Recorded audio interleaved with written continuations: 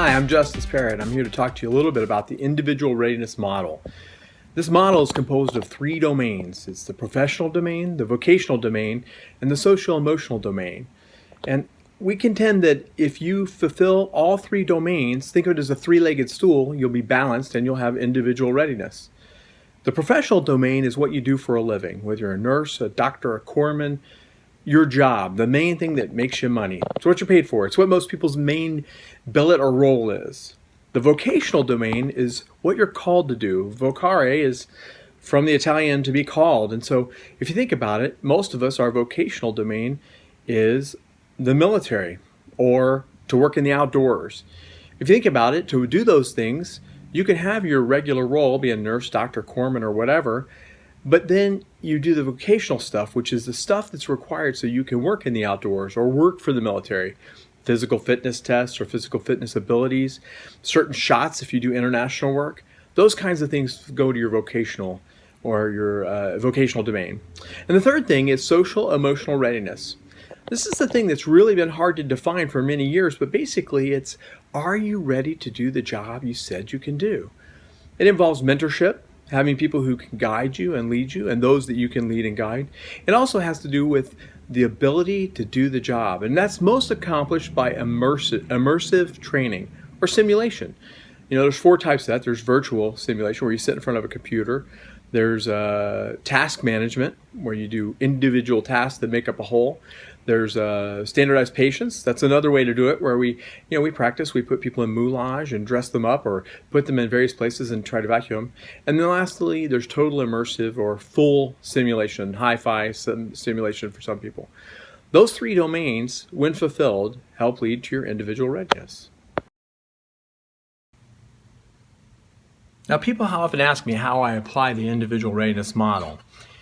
Well, the best example is the one I have for myself. When I first came in the Navy, I was enlisted. I was an EMT or a corpsman, which are medics for those of you who don't speak that term. My job, my role, my professional readiness was that of a corpsman.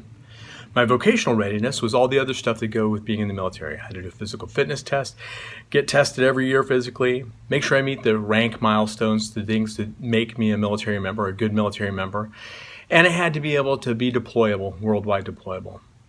The social emotional readiness that I got was the mentorship that I received from other professionals, corpsmen, nurses, and doctors.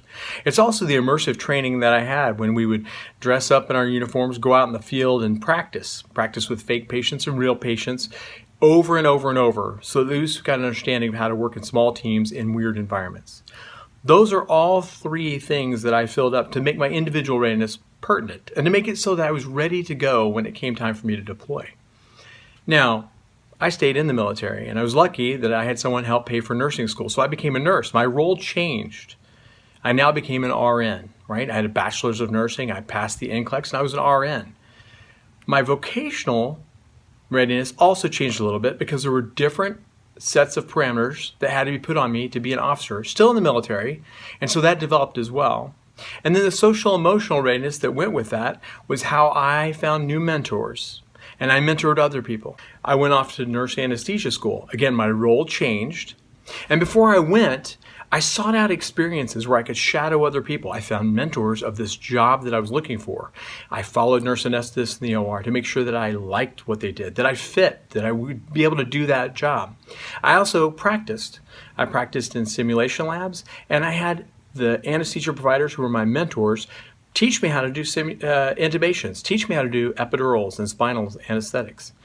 Then I went off to school, changed my professional role, became a nurse anesthetist, and again, that changed my vocational readiness. As I deploy as a military member, as a CRNA, as a nurse anesthetist, some of my roles changed, and so my vocational role, my vocational readiness also had to change to match. Those are my own personal examples of how I changed my readiness.